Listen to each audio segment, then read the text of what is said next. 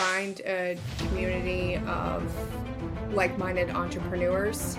That would be my first step. Get yourself into rooms that you don't think you belong to be in because you do belong to be there. Never-ending to-do list. It's just one of the pain points as an entrepreneur. It's equally as rewarding as it is daunting to cross it off the list, at least for me. It's important to remember that you're speaking to another human and how your product or service is going to impact their lives, how you're going to make them feel, what is their pain point that you're solving. Overthinking it, try to perfect it. Think about your favorite client that you love to work with. There's not many challenges that you are experiencing as a brand new entrepreneur that either they haven't gone through themselves or they don't know someone else that have gone through it them as well. This is where the journey of expanding empires in real estate, small business, and life unfolds. Join me for insightful conversations with industry leaders uncovering the strategies from overcoming setbacks to celebrating triumphs in business and life. This podcast is your guide through the roller coaster of entrepreneurial life. Whether you're navigating the challenges of small business or conquering the world of real estate, here is your empire. Welcome to Empire Expanders. All right. Hello, everybody out there in the Empire Expanders world. Today, we have Julianna Walker with us. She is a marketing specialist, coach, all kinds of other things to do with marketing. She said, you know what? I'm going to bet on myself. I'm going to go and make my own company. I'm going to help people by helping them market. And then she went a step further. She goes, I'm really good at this, by the way. I'm going to go become a coach and actually coach people on how to market, how to find the right people. We had a wonderful talk last week, which we're going to get into today. And I really want to continue it today about marketing, but not the nuts and bolts about marketing, not like Facebook ads do this percent and Google ads do this percent. And they cost this much and all that stuff. About the behind the scenes and what you have to find out before even starting any of that stuff. And I thought it was amazing because I've never talked to a person in marketing that went that route first. So I want to welcome to the stage. I always say that I wonder what you all think out there when I say stage, like what my stage really looks like. Julianna, come on up. Hi, Jason. Thanks for having me.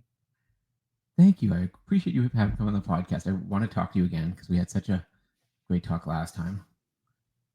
What was it, a week ago? Yeah, last Tuesday, I think. Okay. The times just do what they want in my head. I don't know if it's Monday, Tuesday, Wednesday. I know. It flies by. Yep. I know my calendar's scheduled out.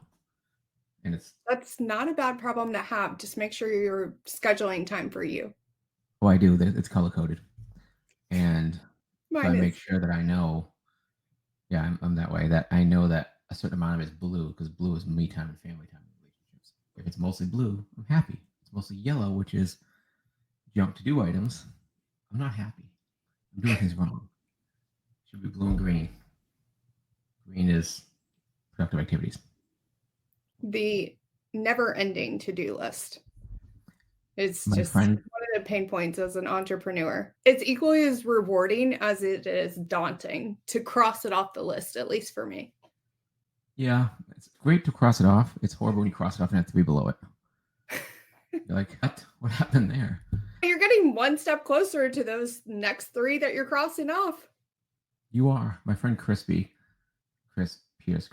He calls it an infinilist. He was on this before. You guys have hit it out great. He's a good dude because it's never ending. It's an infinilist. Prioritizing it so you don't feel overwhelmed, and depending on how your brain works, whether you break it down, if you just have one task, but there's 17 tasks in that one task, then you're not going to want to do it because it feels so overwhelming. I don't know if you've read that book, Eat the Frog. I haven't read it. I know the concept. Yeah.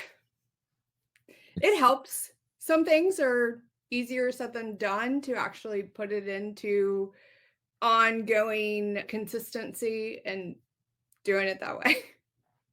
And sometimes if your brain works like mine, it's better to do the quick things first so I feel like I'm being super productive to get into the rhythm. Yeah, it was whatever works for you. I tackle the hard things in the morning. I know I'm like shot out of a cannon in the morning. Now I have my time where I am slow purposefully, do a little workout, do a little sitting, do a little meditation, do a little journaling. But after that, I'm like full speed and I just go downhill as the day goes on. So 5, 6 o'clock at night, you're not getting too much productive out of me. I can Yeah. still do things. I can still have conversations that fill up my cup. But if it's something that doesn't fill up my cup, it drains me a lot. That's not something I'm going after. So I know what's the Yeah. highest draining thing I have to do today. Let's Yeah. just get it done. Eat the frog. Yeah.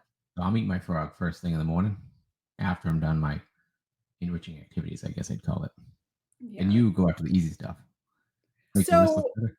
in terms of, okay, making sure that I do my devotional in the morning, right? That's personal, but it's something that is high priority. So it is starting my day at a slower pace because if I start my day with a bunch of meetings back to back and I don't have time to fill my own cup first before I pour into other people, then it's a problem. In terms of, okay, my devotional, my spending my time in my faith, and then looking at my to-do list and then tackling those in that way.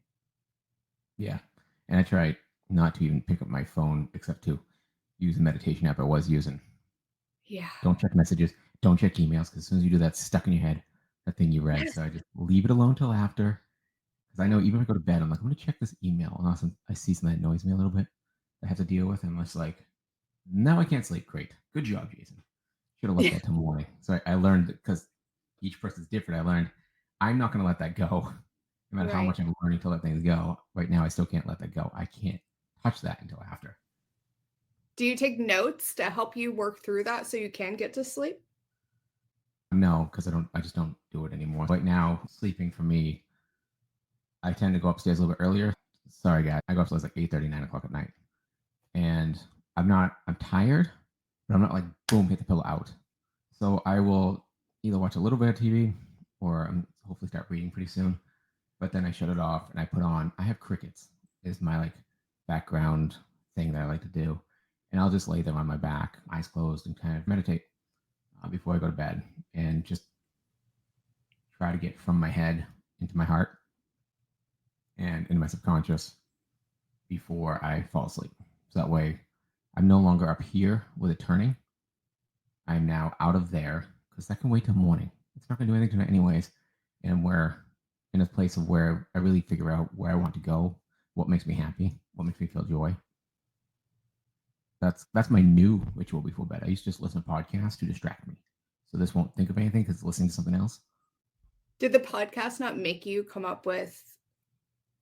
think of a bunch of different ideas before Oh bed? no, you gotta listen to stupid podcasts, stuff that like not no business podcasts, like WWE wrestling podcasts, stuff like that. That doesn't make me think about what's gonna happen in business. That makes me like it's just more mind numbing is what I'd listen to. It Right. can't be anything about how to do Facebook ads or how to run a community or how to run a podcast. It had to be nothing about work. So like Freakonomics, I'd listen to that. That's interesting, but I didn't get my mind turning about how to do things or how to set up something. But those type of things, those are what I did before. But that was more of a numbing, just like booze or something like that's a numbing. This Mhm. is me trying more to get to the place where I'm comfortable more at night. I also go to bed super early. I am 14 weeks pregnant, so my body demands more rest than it ever did before. And since the last time I have a 21-month-old son, but he goes to bed at 7. I'm in bed by 8. I think I'm going to sleep by 9. Before that, I would have literally until April of this year, I would pull second shifts starting at 7 p.m. of the workday and work from 7 p.m. to midnight. But I think I am way more efficient now with that full night's rest and I prioritize things differently. But they talk about anything we do will fill the box we give it. So if you give work 5, 6 more hours, you will find 5, 6 more hours worth of work. Yeah. Is what happened to you. And now you're like, okay, I have to do it in 8 hours. I bet you're not so much less productive. I bet you're not so much less wealthy or whatever you're going for because you're doing it 8 rather than 16. Like, I am way more efficient and productive than I was the first quarter of the year, which is crazy because I'm working a fraction of that time. I'm saying no to non-priority items. I'm being more mindful of where my time is going, the type of meetings I'm taking, just protecting my energy, my time, and reevaluating Priority items. I love that. One of my other guests said, "Don't manage your time, manage your priority."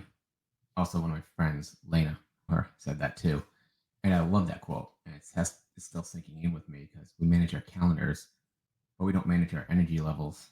Like before this, I sat outside for a little bit after doing a whole bunch of work. I actually did some push-ups before I came on. Anyone who just listens to me and doesn't watch is going to sure you jack, but if you watch, I'm not.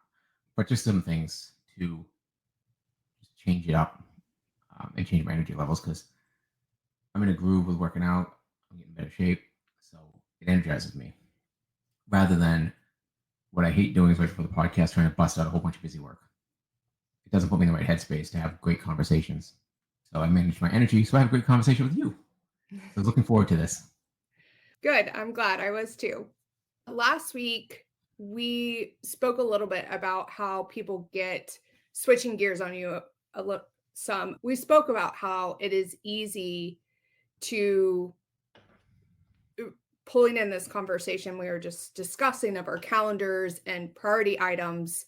People feel so overwhelmed when it comes to marketing or their operations in their business.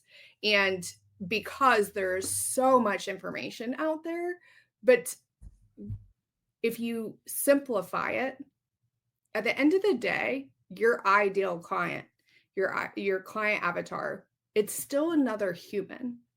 And rather than trying to perfect the perfect sales pitch, it's important to remember that you're speaking to another human and how your product or service is going to impact their lives, how you're going to make them feel, what is their pain point that you're solving. That's what you brought up last week that I loved.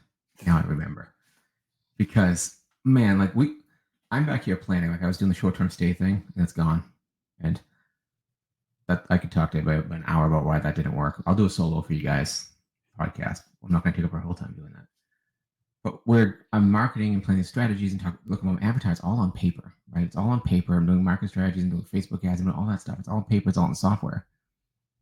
And you look at it and you're like, I'm marketing to these letters, these words, and I forget the feeling, the emotion of the person I'm marketing to. And I love how you bring that out. What's a way we can try to keep that in our heads when we're doing all this marketing stuff and looking through the biggest wins and the biggest pain points, the biggest desires. One of the things that was taught to me is find the three biggest pain points and the three biggest desires to help you with marketing messaging. How do we take that a step further? And be like, how do we get the feeling into that instead of just the words? A lot of times people jump to their content, right? Their copy, their sales messaging, getting leads before they're actually resonating with their audience. And they're skipping the part of having an irresistible product, irresistible offer. And what I mean by that is having very strong clarity on what that is and being so confident in it that it is irresistible to others and it is making them feel. How are you making them feel?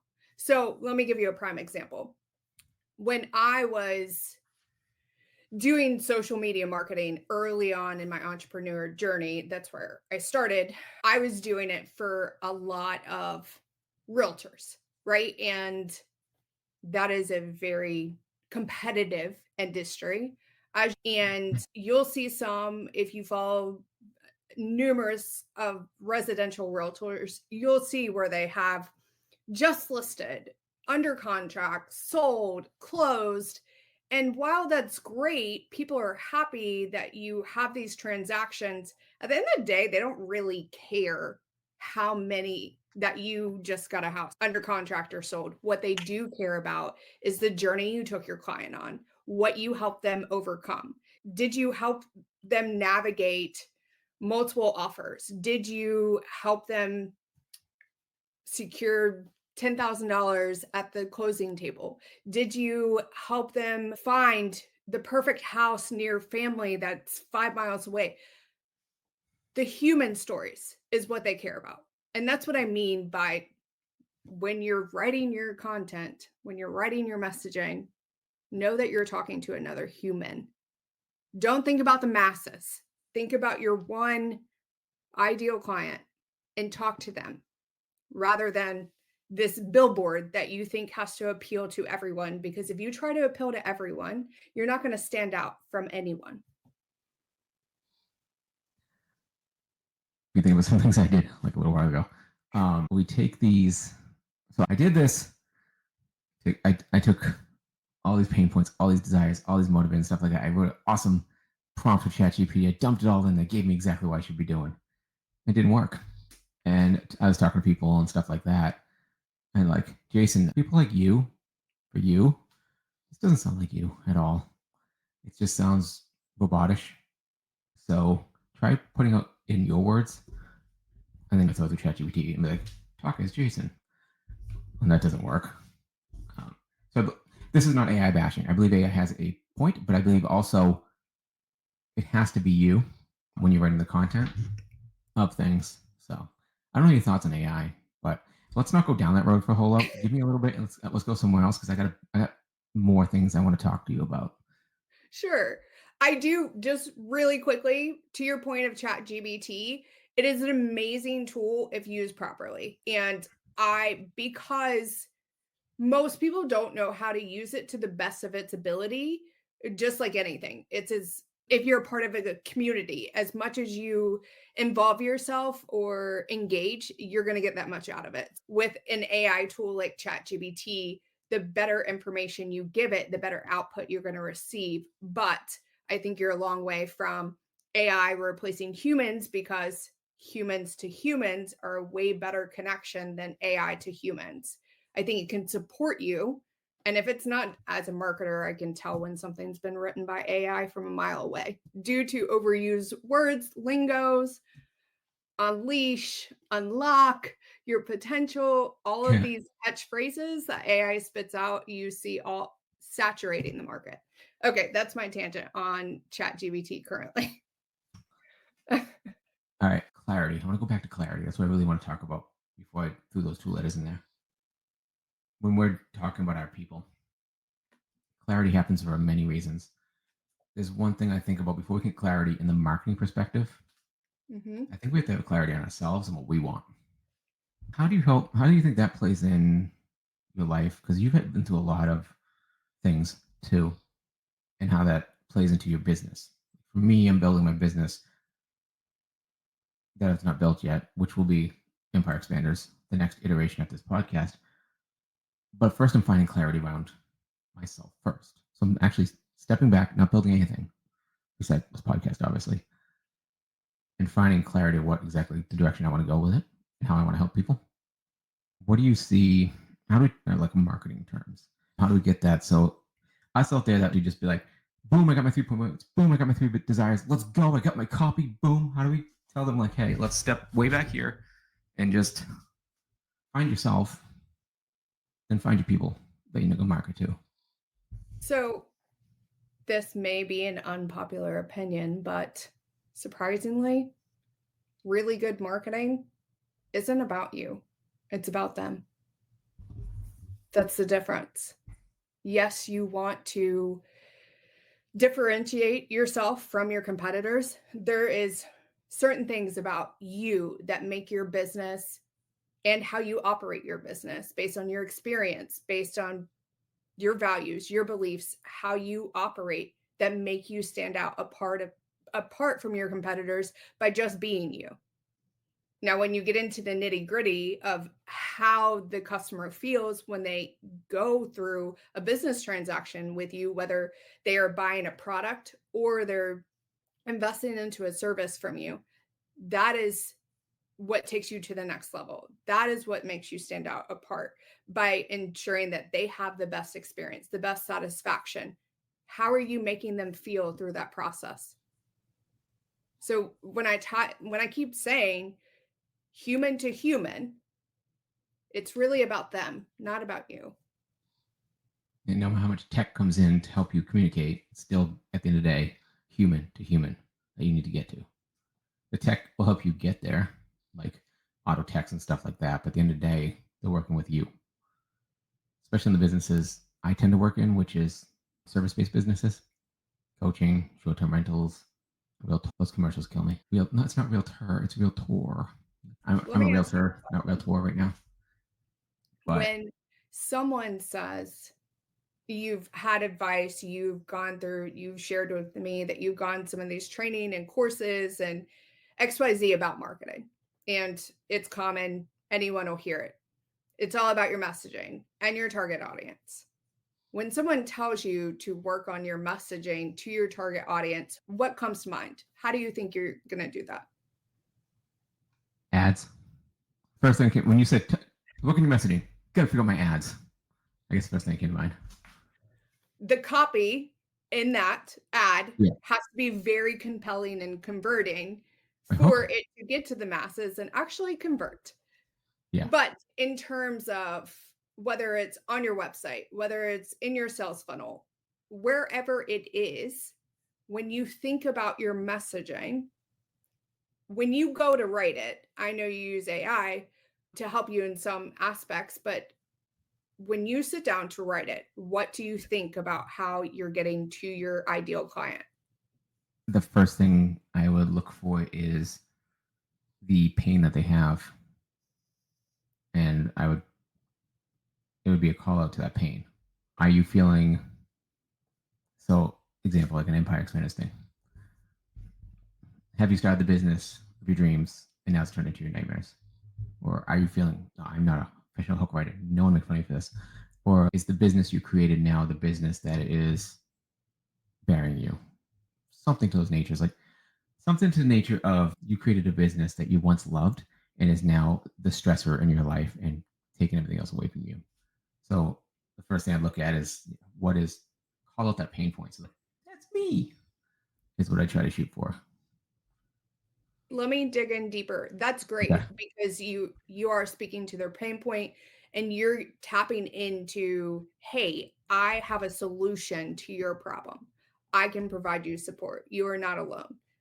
What I am trying to get at and to your audience is when they sit down to write captions or write copy or even write their weekly newsletter if they have one, instead of overthinking it, try to perfect it. Think about your favorite client that you love to work with or the product that you developed and the person in mind you developed it for. Imagine them sitting in front of you and speaking to that one person rather than the masses. And I say that because a lot of times, very generic advice when you're talking about your client avatar and your target audience, the basics: age, demographic, gender, marital status. That's all Mhm. great. Those things are important to know. Have an idea around so you know which channel that they're on. Should you be advertising and showing up on YouTube or LinkedIn or Instagram or TikTok or the 70 platforms out there? But truly, how think of dig deeper than that and resonating with them as another human. Should we name them? Make it more real? I was thinking, I was like, man, I should like give him a name. So basically, I'm thinking, so I'd be sitting there and be like, what would Ryan think of this? Yeah, if you Right. want to give your ideal client avatar a name and that is helpful of who you're talking to, absolutely. Rather Yeah. than just calling them an avatar. That seems because that's, I guess, if you're talking about becoming more personal with your avatar, right? And speaking to them on a more personal level, I don't want to call them avatar. Like that's either very impersonal on paper or somebody that bends air and fire and stuff like that. I want to call them a name. And I don't know what name resonates with me. I need to figure out what that is, but it'd be more from my, I guess the way my mind works, I can create a better connection from like Ryan or whatever. You know, let's say I'm writing this for Ryan. Ryan is this person, Right. and I can envision him in my head.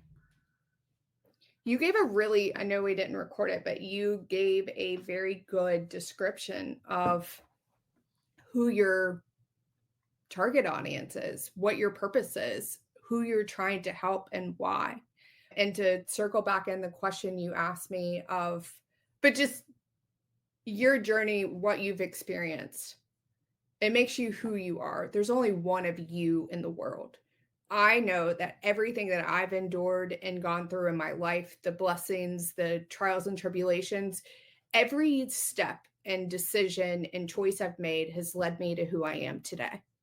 And Mhm. there's, while there are experiences and pain that I wish I didn't endure, I learned something from them. And it has instilled every bit of what makes me.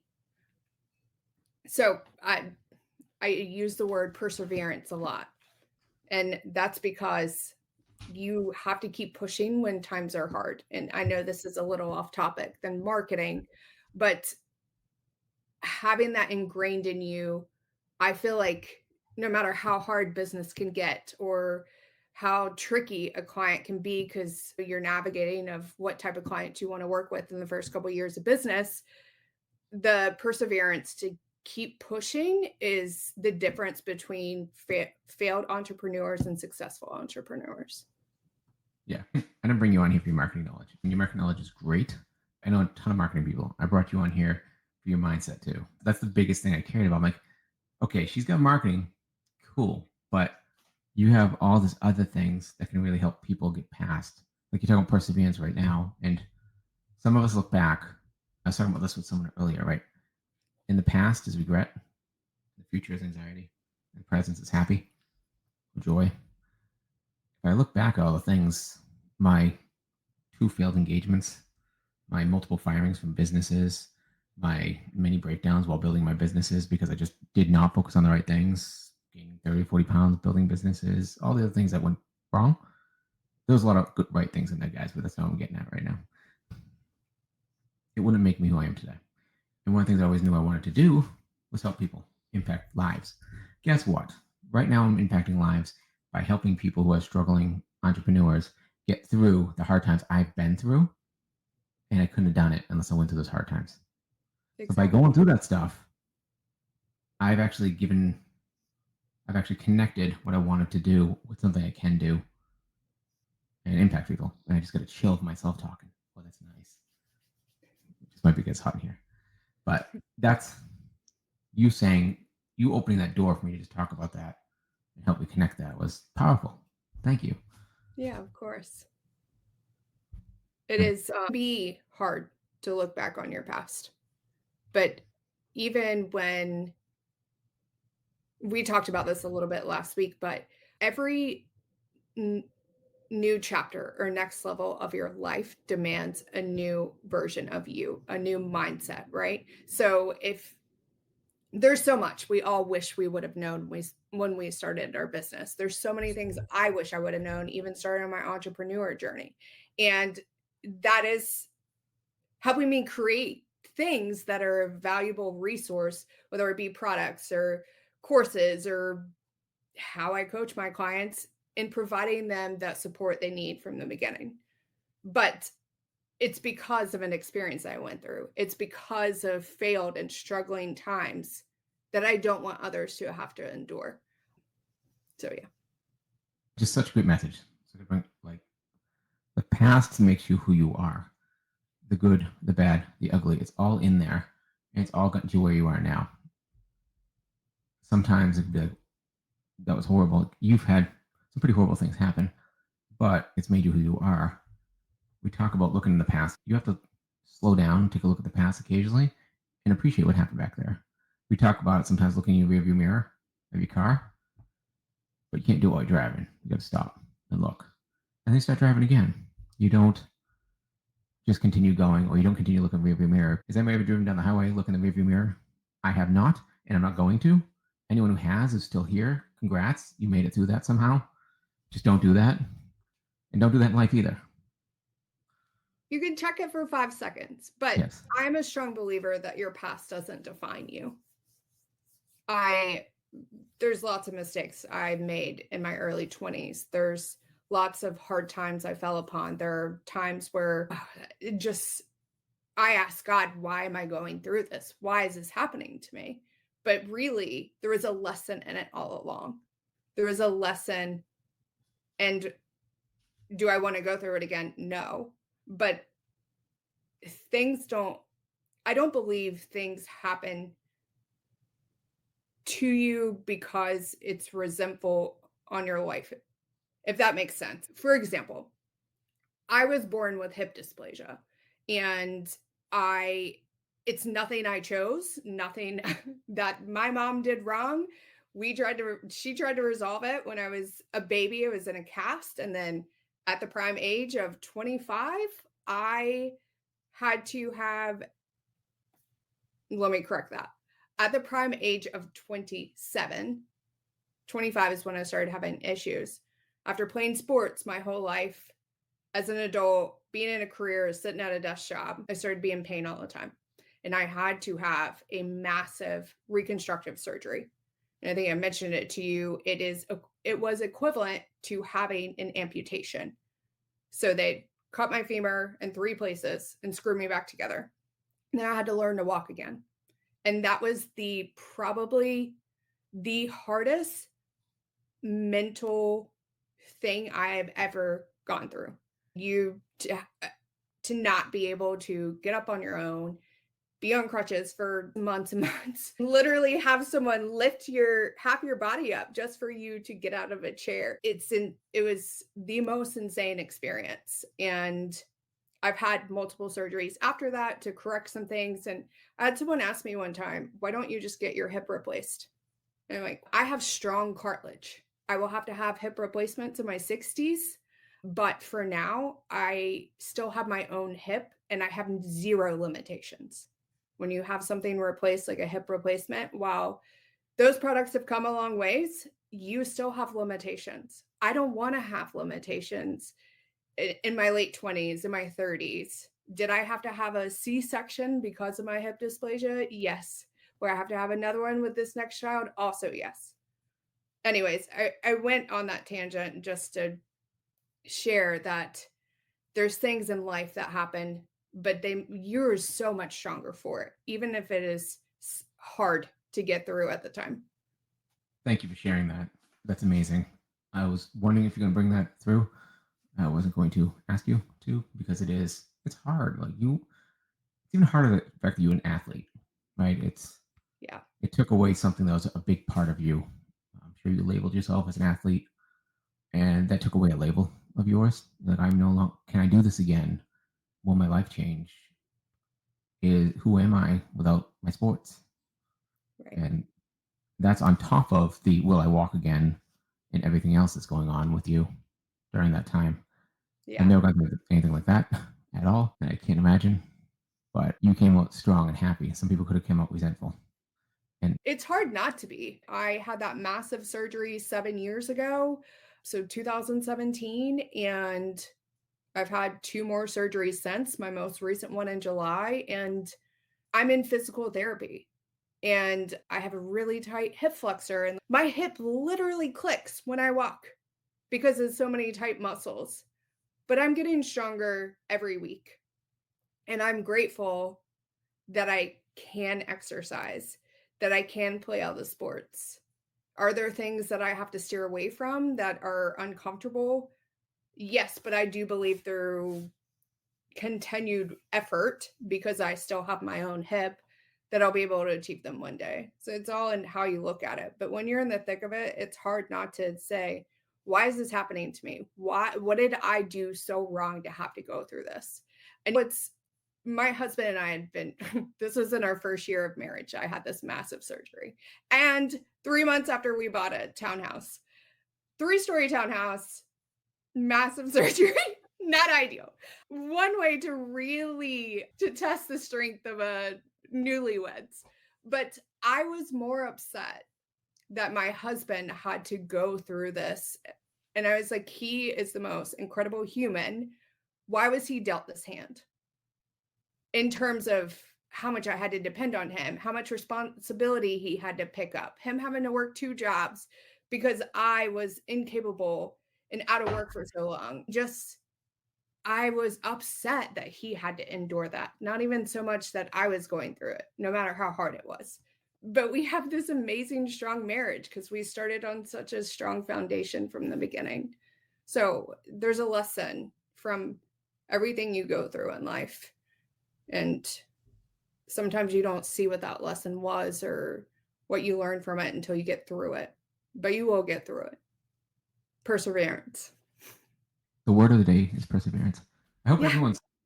I made a joke at the end because that's me, but I hope everyone listened closely to that.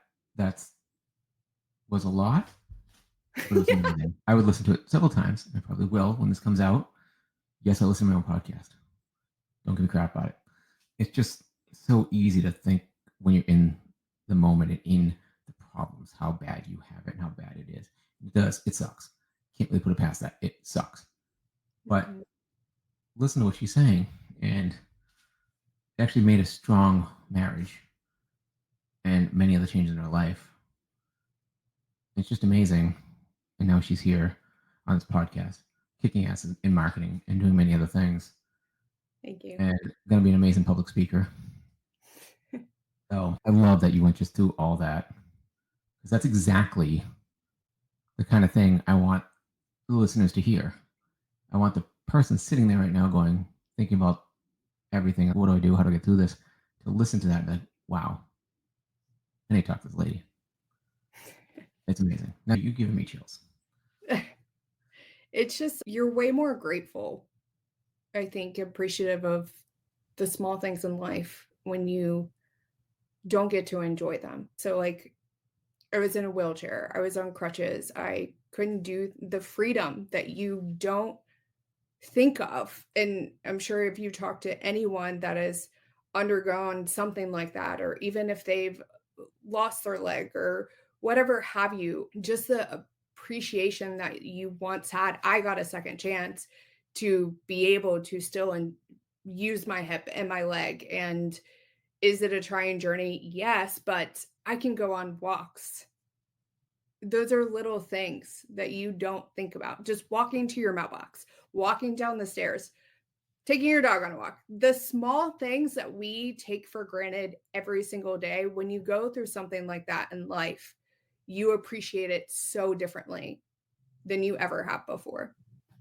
I wish it didn't take something like that for some of us to appreciate. Or It some, just, you yeah. get complacent. Just like business example, you go through a hard month where you're operating in red instead of green.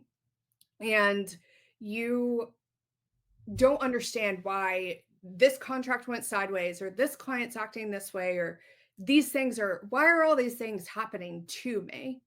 And if you start your day, and this has been a huge mindset change for me, but if you start your day with gratitude and think about all the things that you do have to be grateful for, those problems will seem a lot smaller than they actually are. And the light at the end of the tunnel will be brighter than it was when you didn't start with gratitude. I had to do. I never did that. I think last year I started with gratitude. There was a journal. I forgot what it was called. The Easy Journal or the First Journal or something like that. And it has the 5 minute journal. It's called. So it has what are you grateful for today? What are the things that get done today? A couple other things. That was the first one. Then I moved on to another journal that lets you more free write because as I get going, free writing helps me more.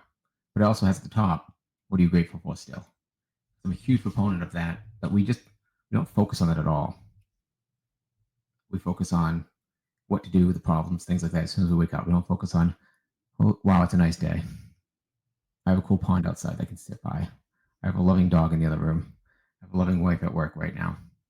I have a great family. I have a great group of friends. I'm healthy. All these things that you wake up and all those things are like second nature because they've been around for so long, but they Yeah. might not be here tomorrow. So why can't I go ahead and sit down for a minute by myself in front of the water and just appreciate the good life I have Yeah. first? That's what I do first thing in the morning now. Yeah. Even as simple as if you're emailing someone back and forth and it's not going that right, maybe they're not using the best tone or they made a comment that rubbed you the wrong way. If you take a deep breath and a step back and you look at it and you're like, I'm actually grateful that I even have the ability to be in this position, to be exchanging with someone rather than as an entrepreneur, rather than working for someone else. I have this freedom. I can take a step back and decide not to work with this person anymore, or there's a learning lesson in here and we'll work through this problem together and we'll both be better for it. Yeah, we definitely grant a part of our entrepreneurs too, because it's amazing to wake up and you plan your day.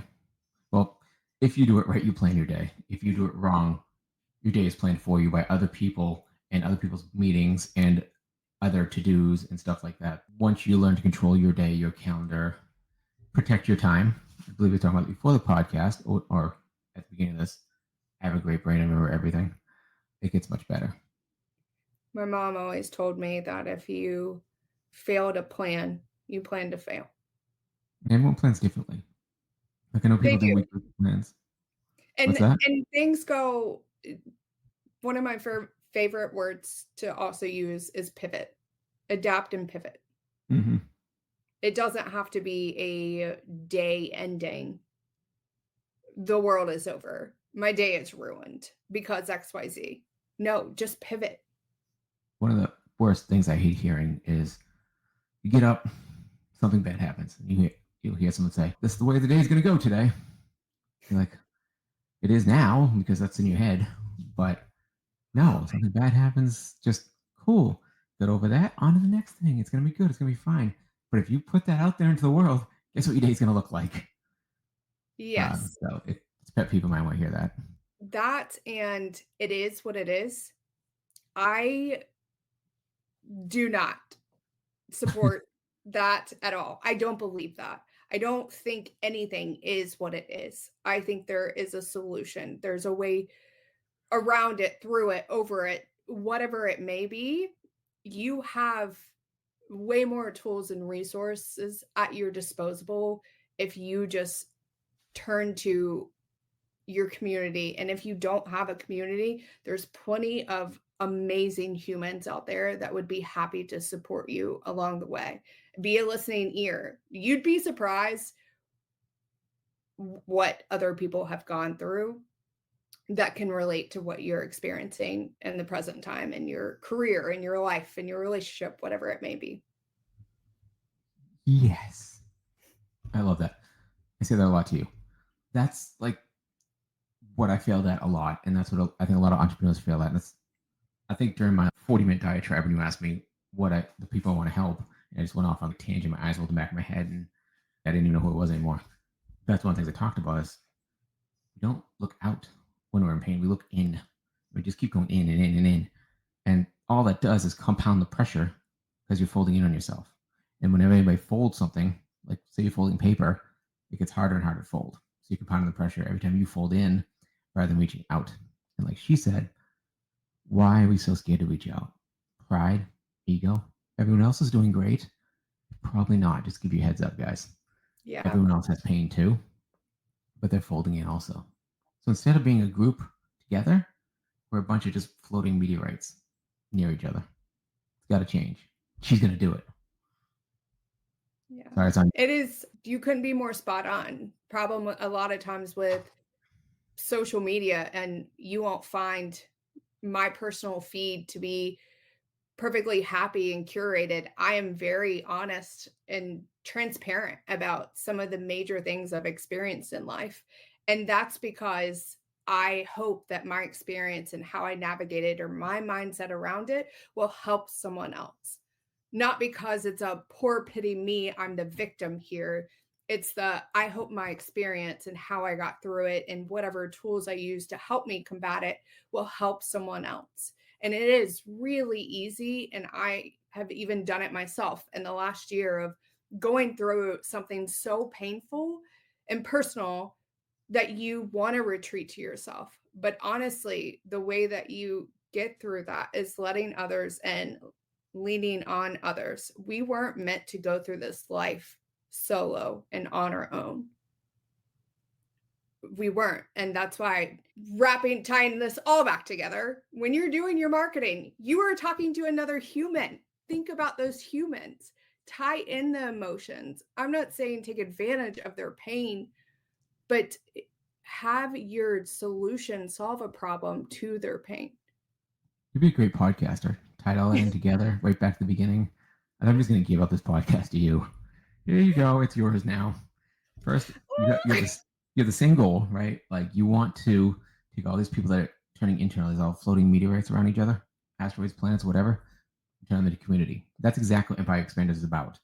We want to take you that's turned in on yourself, make you a competent person who knows who you are, where you're going, and open you up to see the people around you and do the same thing to people around you so you all will be a community. Like I found, because that's the biggest thing that's helped me. I'm part of Patrick's community with you. I'm part of Abundance.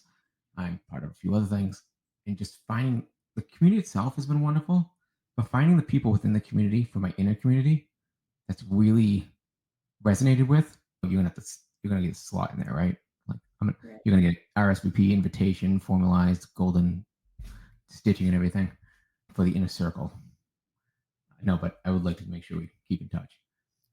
I would love I to. do think we have very similar mindsets. The talk will be wonderful, and those people in the inner circle that we pull in once we've opened up, we can't see them until we actually open our eyes and stop looking internal and external. Are the people that's taken me from understanding I should get better to wow, like I was running this morning and I had a dream that's been bothering me for days about a lady in my dream that's sad. I have a feeling she needs to go. She knows she needs to go. And I have a feeling that she needs to go, but I'm sad that she's going. I couldn't figure who it was. I'm like, who is this? Guys, I'm into dreams. Sorry. It's my woo. It's my woo. And for the longest time, I couldn't figure out who it was, what's going on, stuff like that. And I had a revelation about it being an ex-fiance from a long time ago, which I've buried. And it hasn't bothered me. Haven't thought about it for years. But my coach would talk about we need to cut a cord to that person because it's still in there somewhere. I'm like, really? I've thought about them in 30 years. Wait, 12, 20 years. And I came up with that. Like, oh my God, that's what my dream is really about. It's coming up that I'm letting them go. And I talked to Lena right away. I was like, Lena, this is awesome. Because she's like the person I talk to dreams about. And the point of the story, everyone, you all know I go on tangents, is having that person to be like, holy crap, this is so cool. I have someone to reach out to talk to about this. I'll be as excited as I was, rather than like, cool, that happened. So sorry, that's what we call rambling mess from Jason. It happens. It's great. I do have to tie this up, I believe. Before I do, are you willing to come hang out again at some point in time? I would love to. Okay, that would be awesome. Thank hang you out for again. having me. And thank you for not making this a painful experience. I told you it's a conversation. It is. It's easy flowing and just two people talking. There is an audience that I want them to hear what we're saying, but it's easier than I expected. Yeah. Being my first podcast. The conversation is the conversation that I have with many people off the air. Typically, we have conversations like this, like our last conversation like this. The goal is to bring it on the air so people that it's not like telling people what to do. That's not what we're about. It's showing Right. people. Because like you said, feel. Exactly. It's the feelings. That's what we're looking for. Because that's what I needed when I was 2 years, 3 years ago, when I was going through things a lot. I have two questions I always ask. One, all these struggling entrepreneurs out there, or new entrepreneurs that are listening to this podcast, or just people that are struggling, because we have those too. My cousin loves this podcast. Thank you, cuz. I love you. And she's always listening. What would you give them for advice? One piece of advice. If you can narrow down everything you just said into one little piece of advice, what's one piece of advice you would give that struggling person out there right now to help them out? I would say find a community of like-minded entrepreneurs. That would be my first step. Get yourself into rooms that you don't think you belong to be in because you do belong to be there. The amount of knowledge and conversations I've had the privilege to have with people that are 10 years ahead of where I want to be in business. You learn so much from their experiences, and there's not many challenges that you are experiencing as a brand new entrepreneur that either they haven't gone through themselves or they don't know someone else that have gone through it as well. Amazing. Last question. Someone wants to reach out to you because you've been giving them great, insightful advice, and they just want to be like, hey, thank you, that's awesome. Ask you a question, or that they want to be coached, get their marketing to where they need to be. How do they find you? They can find me in numerous different ways. Otelia Marketing is the name of my company. www.otiliamarketing.com. There is not another one out there. So when you find that one, that is me. You can find my personal Instagram, Julianna_D_Walker. And then my business Instagram is Otelia Marketing. And truth be told, as a marketer, I'm terrible at marketing myself, but I'm working on fixing that. So stay tuned for new content coming your way from my social platforms. Coaches are always better at helping their students than themselves at what they do. Taking my own advice. Yeah.